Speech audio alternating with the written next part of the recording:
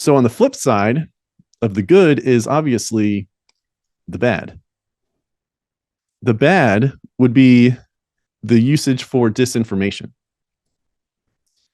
uh, creating social hermits because people are scared that something is going to be created of them, or they will take down their social media platforms in hopes that you know uh, the public profile that they already had, the images that were already had, the content that was already shared on the social media platforms are not going to be manipulated and used to create disinformation campaigns.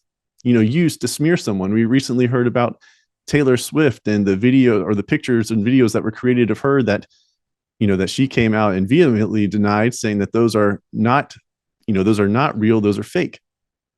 Deep fakes have been going on for years now in the form of video um, and pictures.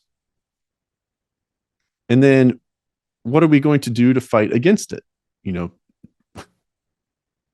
We don't all have millions of dollars, right, to hire lawyers and go after companies or individuals who could use this tool, the video and AI tools to create disinformation, to make it seem as if I said something that I never said.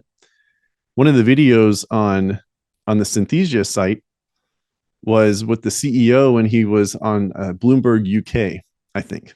And the video segment for that broadcast started with one of the hosts of the program talking.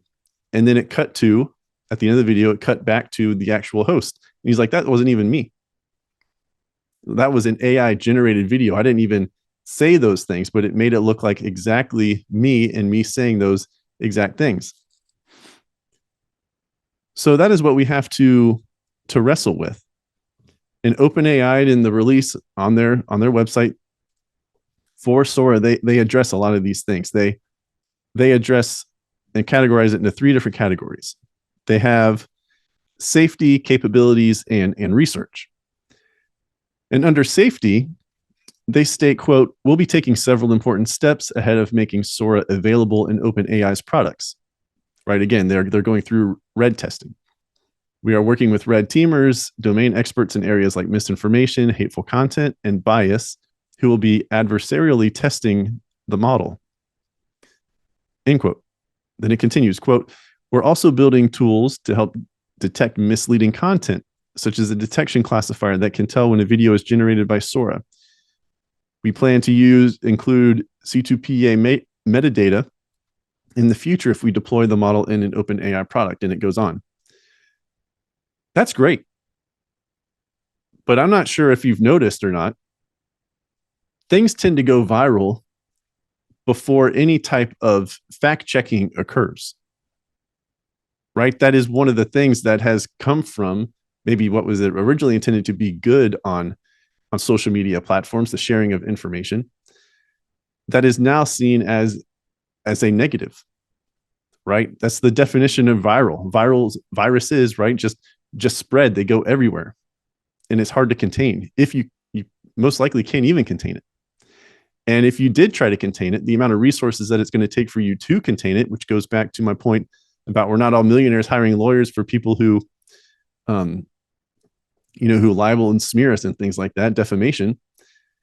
How are we actually going to contain a deep fake video, something created through OpenAI, even if it does have these parameters? If OpenAI is able to infuse this within their tools, and the same with other video AI companies, who's to say that others are not going to use it for malicious intent?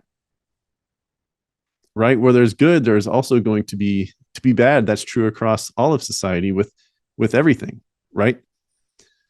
So what exactly is going to happen when when a video AI tool like Sora is used to do harm to another individual? I mean, think about it. We're in peak election season right now, right? About to get through the primaries and get into the general election, looking ahead to November, where we're going to be deciding between, Biden or Trump. But who's to say that the campaigns will create a video that depicts the candidate saying something that they never said? in an environment they were never in, and how quickly that can go viral, especially in today's society, right? In today's media, where we see that those in the left media pick and choose, and this is media as a whole, pick and choose what information it is that you get to know about. You turn on the news, you only hear about stories that they tell you about. And we already see that there has been nefarious acts taking place in the media, especially towards Trump. But beyond Trump and going again 5, 10, 15, 20 years into the future, who's to say that campaigns aren't just going to be deep fakes? And we already have the commercials that come out that are attacking the other candidate, right? Those have like truth to them, more truth than what a deep fake would be, than just placing a candidate in an environment saying things that they never said.